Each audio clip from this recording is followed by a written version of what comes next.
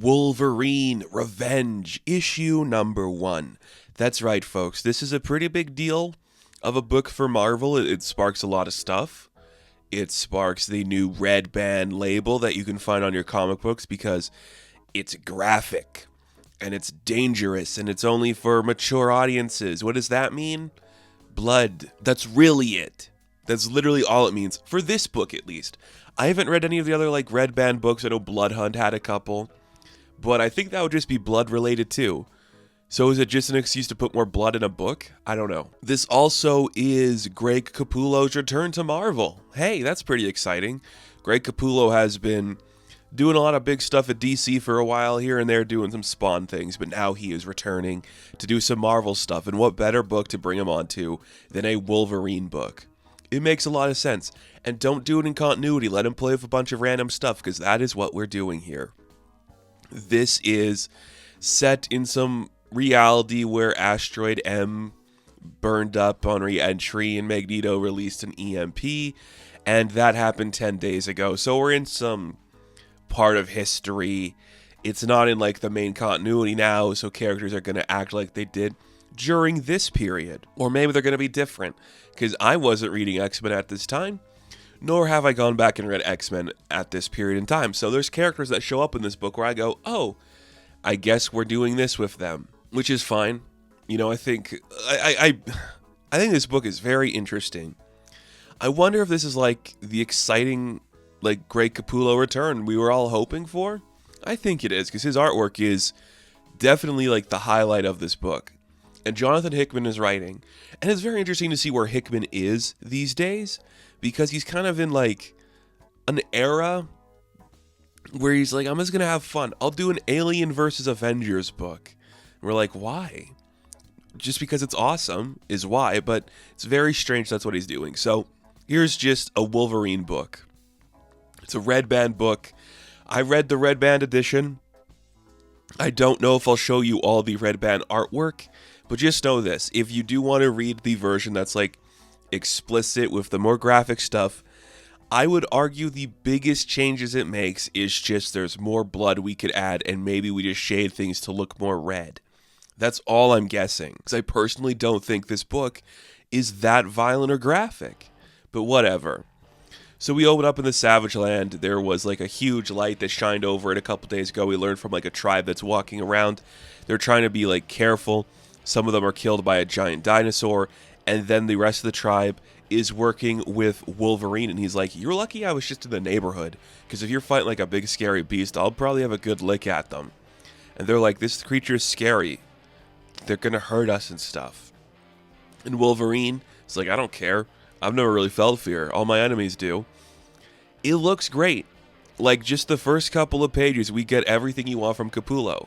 Wolverine looks awesome. Dinosaurs look awesome. He gets in a fight with a big T-Rex or Allosaurus looking creature. That's the opening of this book, which is exactly what I want to see from Capullo coming over here. Him having Wolverine get bloody and mangled fighting a dinosaur. That is really cool. I really dig that. And you can definitely tell the sequences where they went more graphic. And he slices open this dinosaur and guts spill out on him, and it's kind of cool. But then a big laser hits the dinosaur in the head and explodes it. And we see that it is Nick Fury with some S.H.I.E.L.D. agents. Okay, here's the thing I want to bring up about this. This is the red band issue, which means we can show more blood and have more graphic stuff happening. This book is also set out of continuity, so it could be happening in an ambiguous era of Marvel, right? We are also telling you it is for mature audiences. You have Nick Fury and you have Wolverine, and neither once do either of them smoke a cigar. I'm are you serious? This is already the red band edition. Could we not just draw a cigar in either of their hands or their mouth? It's very strange to me. So we're going to leave the Savage Land now because Nick Fury needs Wolverine for a secret mission. So they got into a helicarrier.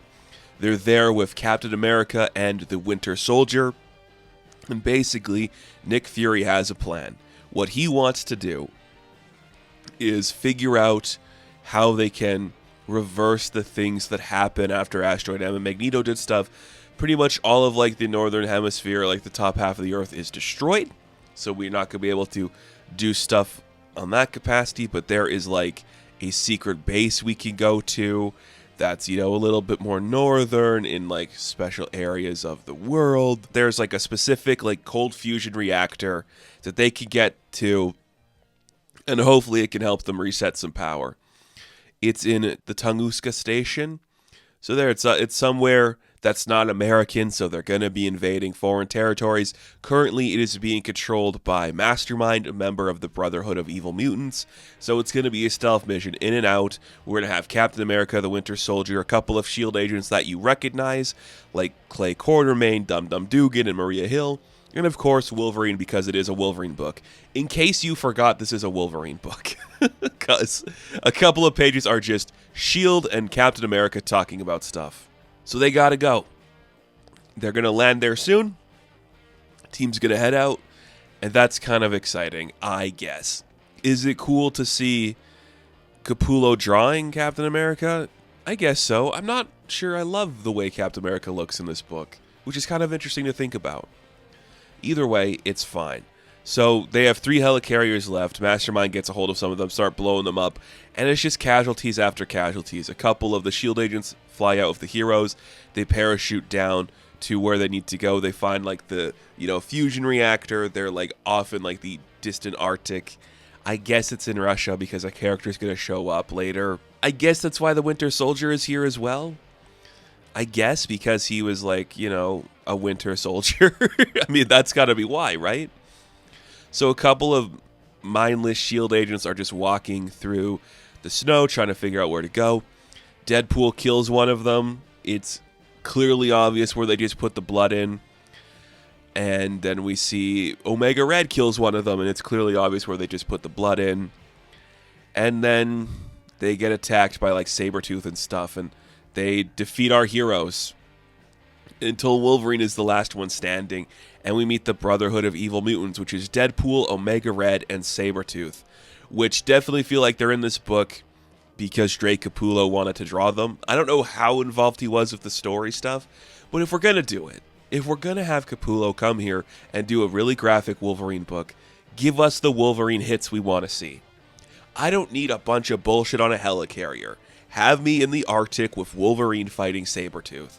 That's pretty cool. His Omega Red is really skinny, which I don't know if I like it. I like a beefier Omega Red, but we're really setting up Sabretooth here, so that works for me. Then we just get a page where they fight. Wolverine gets defeated. He wakes up. He's strapped to like some chains with Bucky and Steve. They had their chest ripped open because guess what? They put something inside their chest. What did they put in their chest? A bomb. There's a bomb in their chest. If they do something stupid, they could blow up.